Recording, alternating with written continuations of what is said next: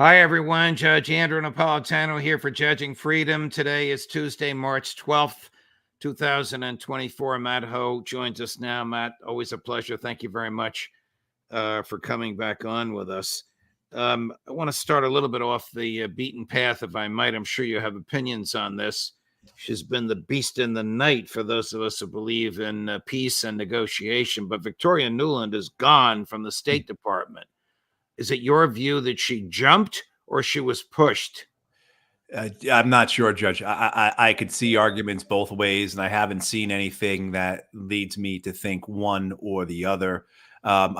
Certainly in the last months, the last year of a presidency, top officials will move on to other things. And so maybe that's part of this for her. But also with the appointment of Kurt Campbell, with Victoria Nuland not becoming the number 2 at the State Department, even though she put in decades of hard work, if we can call it that, in terms of assuring that she would be in that position someday, she wasn't. So I think there's an argument to be made that she left voluntarily. There's also an argument made that her side has lost out, that she has put this country, the West, and the entire world into a precarious and increasingly unstable and dangerous position because of her policies of the last 2 decades.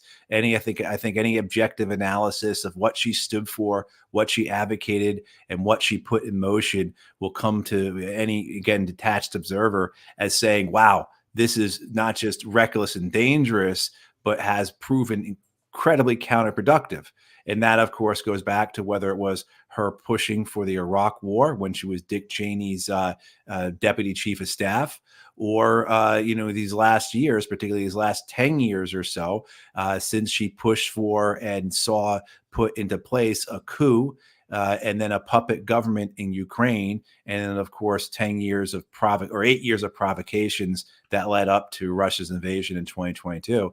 So I think there's an argument made that this may have been a mixture of both, that it was clear she had to move on, and also she wanted to move on. And the opportunities for her will be there. I think, as you've noted already, Judge, she's moved on to Columbia University. And of course, there will be no shortage of board seats at banks, at arms firms, at media companies that will be all too happy to have her, as a board member. I was in the Vatican last week, as we were talking about before we started, and I was with our colleague Jeff Sachs, who is, of course, a tenured professor at Columbia University and had been traveling and did not know she was going there. I can't even tell you Jeff's reaction when I told him, except to say that he has no say in matters like this. He did tell me that he was certain that she got the job through the influence of her friend who teaches at Columbia, who is very unpopular with grad students who are expecting a real professor and not just war stories. You know of whom I speak. Right. Right. And I've heard that criticism of other former officials, and also I hear that a lot about generals and admirals. Yes. Positions. Yes. That they tend just to, their interest is not, of course, educating. They have no interest in other people. They have no desire to help other people. Correct. The position is simply there. How does it improve my position, my stature? I think Victoria Nuland is someone we will hear from again. I think she's only about 62 years old. So there's plenty of life left in her. And hey, Judge, I wouldn't be surprised if we saw her in a Trump administration. I know there's that discontent there. There's that never Trumper spirit among a lot of people like her. I can tell you where she's lauded, because I'm a graduate of the same educational institution. I am hated there, and she is.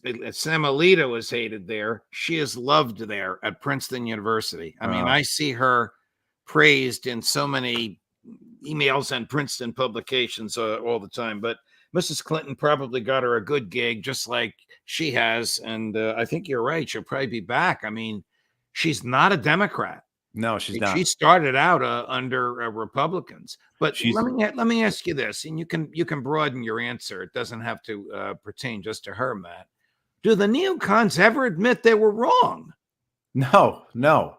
No, because these are You know, not you people. answer it so quickly and so certainly, like, Judge, it just doesn't happen. It just doesn't happen, Judge. It just doesn't. That's who these people are. And if they find any fault or any failure, it's that they weren't enough, right? They weren't Right. neocon. They weren't as much neocons as they could be, right? So the failure is always not enough money. The failure is not enough resources. The failure is that we didn't put enough troops on the ground. The failure is we didn't stay there long enough.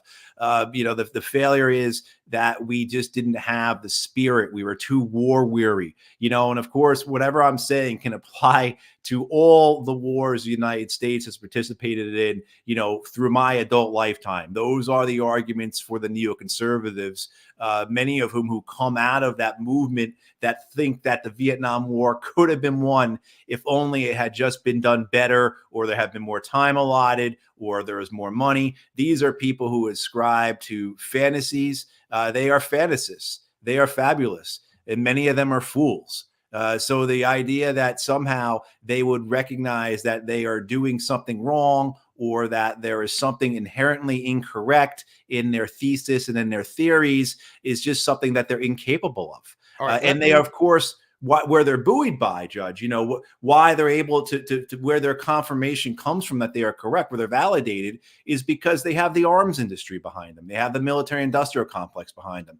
So of course you're going to feel emboldened. And of course, of course you're going to feel that you are on the right side of history, that your ideas are accurate when you have an entire complex that has created a whole ecosystem in this country, whether it be in think tanks, whether it be at universities, whether it be through the media, whether it be through the close relationship the military industrial complex has with, say, the banks, with the technology sector, with the fossil fuel industry. Of course, you're going to feel like you are correct when you have that degree of support behind you, and that's your foundation, when what you are saying and how you're acting is being underwritten. And then, of course, you are representing the viewpoints that the empire, as a living organism, the empire itself wants said most. It's of the most benefit to the empire. This helps the empire maintain itself. It helps expand it,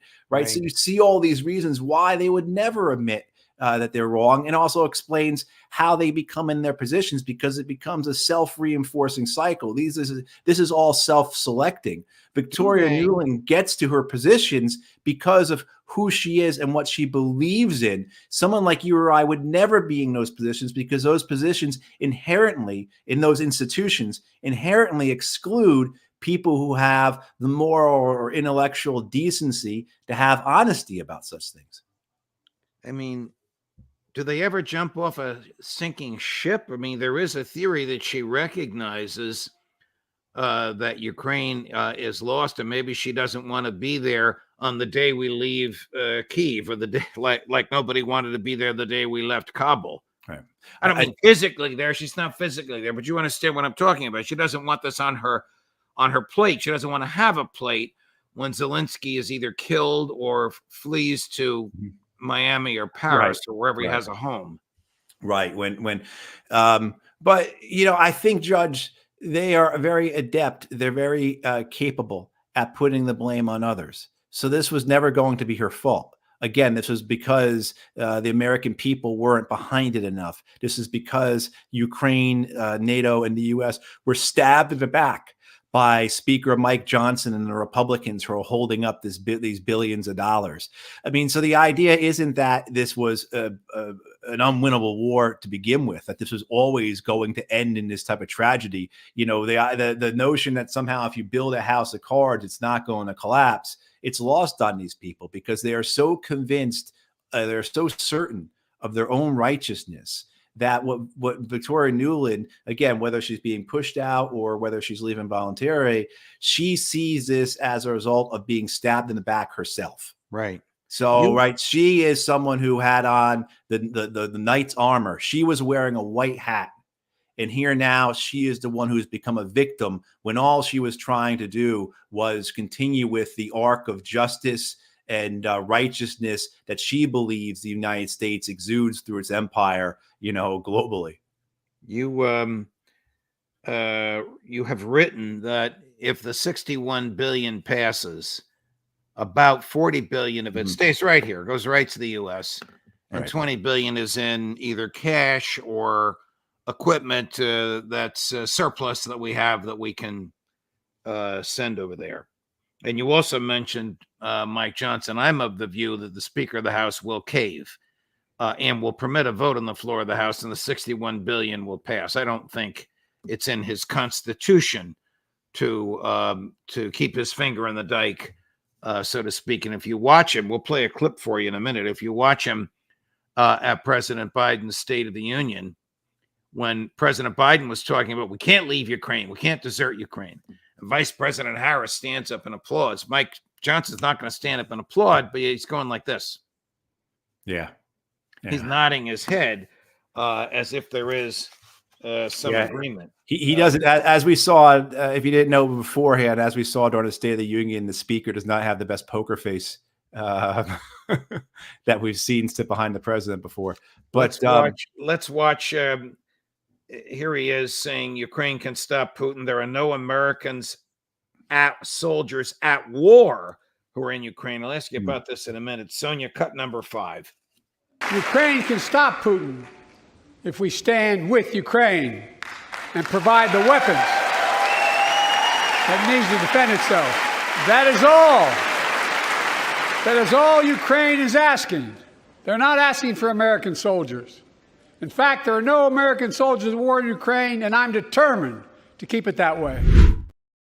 Okay, so we saw Mike Johnson nodding his head. Yep. He doesn't have a poker face. Kevin McCarthy was better at that. It's also hard. It's hard just to get back to that money. Again, 61 billion, about 40 billion will go to the arms companies. And this information comes from Stephen Semler, who was the Security Reform Policy Institute. But you know, it's hard to imagine the weapons companies not getting that money. Right. You know, I mean, that's a political setup we have. And so the pressure on the speaker for a number of different reasons, but also too, the fact that the weapons company and then by association, the banks are not going to get that money. And when you look at that whole foreign war supplemental, that whole foreign, money for Taiwan, for Israel, and for Ukraine, you're talking about $95 billion.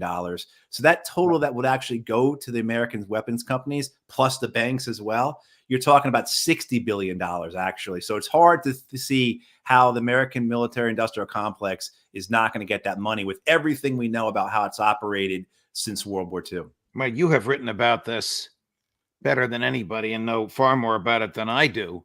But that money will go from the federal treasury to the military industrial complex. The executives of the military industrial complex are handsomely compensated, and they'll put millions into Republican PACs. They'll also put millions into Democratic PACs. So they all sort of feed each other. Mike Johnson knows that. If he dries up money for Republican PACs, political action conferences, he won't be speaker much longer. He'll just be Congressman Mike Johnson from somewhere in Louisiana. That's right. And the amount of money, just as how Israel operates or the NRA or Pharma or any of these lobbies, not only that, Speaker Johnson and his people, the people who go along with him on this, will be challenged on it. They will have political ads run against them saying how they stabbed Ukraine in the back, how they stabbed NATO in the back, how they stabbed the American military in the back because the American military is not getting the amount of money it needs to defend the U.S. from Russia. Right. I mean, so, yeah, I mean, the levels of all this. And then you see it in other ways, too, where this money just spreads out. So Victoria Nuland, of course, is going to Columbia University. Columbia, like pretty much every major university in the United States, receives millions upon millions of dollars every year from the Pentagon. They're a part of this military industrial complex just as much as General Dynamics or Northrop is. But then also, too, Victoria Nuland will be part of, just say, or maybe she will join an organization like West Exec Advisors, which was Tony Blinken's firm that goes around selling weapons. I mean, so there's all kinds of opportunities here for the loyal servants, those who did well for the military industrial complex to be rewarded, just as there's opportunities for those who don't go along with it to be punished. So the political pressure here is very real, and this is what keeps the war machine rolling. And as people probably saw, this is why next year the budget for the Pentagon is going to be at a minimum $895 billion, so $900 billion essentially. I'm saying at a minimum, because what the Pentagon does when they put forward their budget, Judge, just to get in the weeds a little bit about this, when you see this budget and it says, well, they're not getting as much money as they want or they need. Where they cut the money from, they cut it from buying things like submarines and F-35s, so that when this budget request gets to Congress, the Congress people say, well, we can't have that. The tires for the F-35 are made in my district. I have to, right? So we need more F-35. Right. So we're going to see a budget well over $900 billion this year for the Pentagon. And this is how it all keeps going. As we used to say in the Marine Corps, these people are riding the gravy train with biscuit wheels. All right. I want to ask you about what the president could possibly have meant when he said there are no American war soldiers who are in Ukraine. But there is some breaking news, and it is right exactly what we're talking about, Matt. This will not surprise you. The Defense Department just found $300 million. It just found $300 million on Tuesday afternoon. That's today. This is 5 minutes old. After months of saying there's no money left, and officials are shipping this stuff right out to Ukraine. The new package includes artillery ammunition, anti-aircraft missiles, and anti-armor systems. How could the federal government just have found $300 million in military equipment, Matthew? Who could take this seriously? Well, I guess, Judge, you know what? In some ways, we can take it seriously because the Pentagon has never passed an audit. Just this past year, the Marine Corps became the first branch to ever pass an audit. So it's just not the entire DOD that doesn't know where their money is. The branches themselves don't know where their money is. Not just their money. Like, they don't even know where their buildings are. It's not even like talk about the ships and the planes. Oh, we thought there were 50 planes here, but there's 40 over here. No, they don't even know where their buildings are. Right. I mean, so the fact that they found this money, okay, I'm willing to give them the benefit of the doubt, because it is so screwed up. It is so corrupt. It is so rotten. It is so incompetent that, yeah, I believe that the money goes missing, never, for reasons of both incompetence, negligence, and of course, corruption.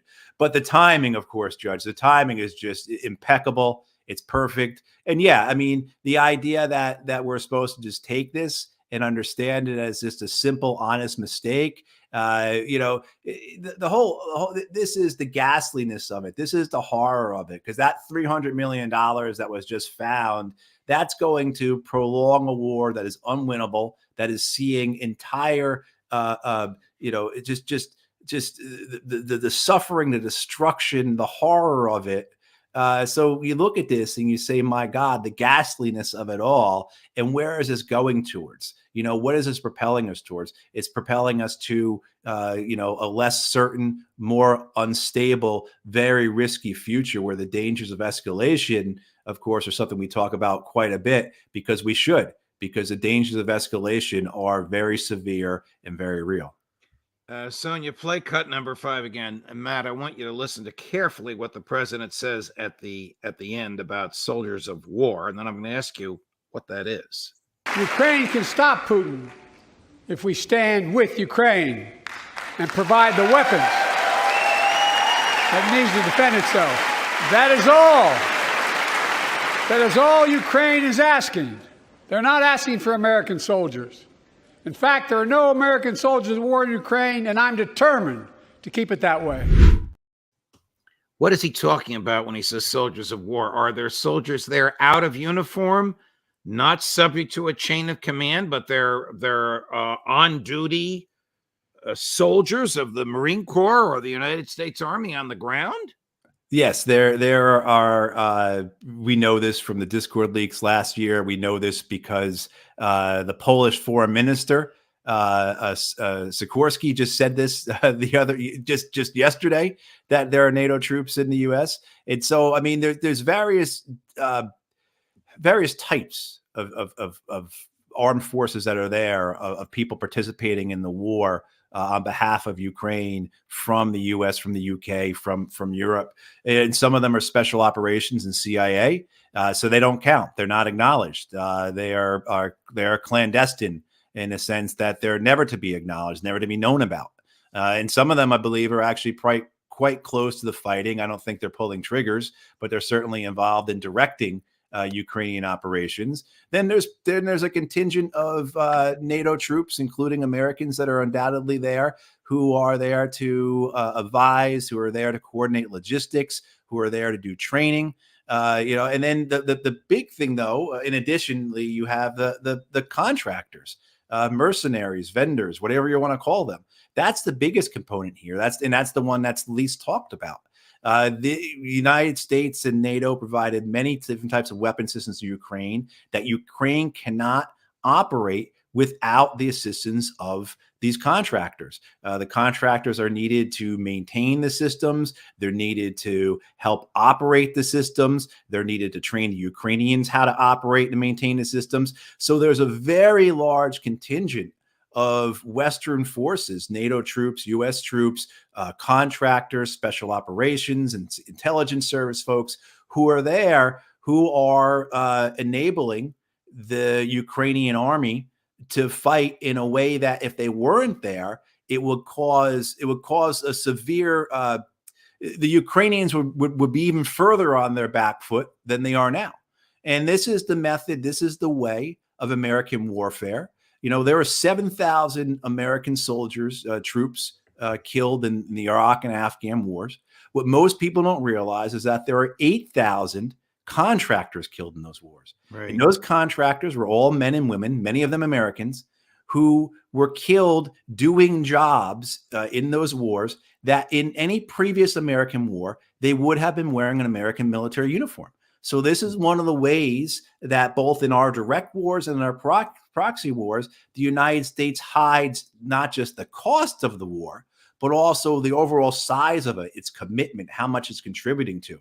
So certainly there are U.S. forces there, whether they're recognized or not, and they're not recognized, obviously. But, in terms of what's to come, though, and the beating of the drum that we've seen, Judge, these last couple of weeks, whether it's coming from the French, from the Poles, in terms of sending troops directly, openly, overtly into Ukraine to participate in this war, that I think we really need to pay attention to it, because just like we saw with all these weapon systems, and they all kind of got phased in, all these wonder weapons, whether it was the HIMARS and then it was the Abrams tanks and the F-16s, there's always an escalation to this, right? So you have contractors there, and then that's not enough. So you have troops in Western Ukraine doing maintenance, doing logistics, performing liaison roles, and that's not enough. So then you move them forward, and they're in fire support roles, right? I mean, you could see how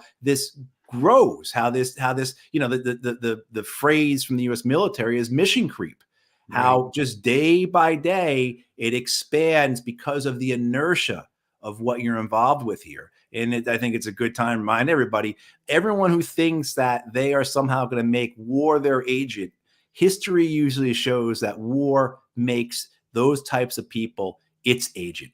Right. And so you think you can control this force of war, and what becomes is you become the agent of the war, and the war exists for its own purposes and just continues to expand, chewing up more and more and more. Well, so how much longer do you think the Ukraine war can go on? First, without the additional 60 billion, 40 of which is going to stay in the U.S. And second, if Mike Johnson develops a backbone, and the Ukrainians don't get it. Ritter and Larry Johnson think it's over by Labor Day, if no additional aid arrives, because really what they need are human beings. And right. They're not going to find them where they can keep drafting all the 17-year-olds and 60-year-olds they want. That's not a fighting force. Yeah, I think we have to remember, Judge, that it's not Putin's goal. It's not Russia's goal to conquer all of Ukraine. Correct. Right. Whatever his goal is, he's practically there. Exactly. So the idea that you're going to, unless there is some type of collapse and unless there's some type of change in the Russian thinking on this, you're not going to see Russian troops sweeping into Kiev. That would be a huge mistake, and it's not something that they want.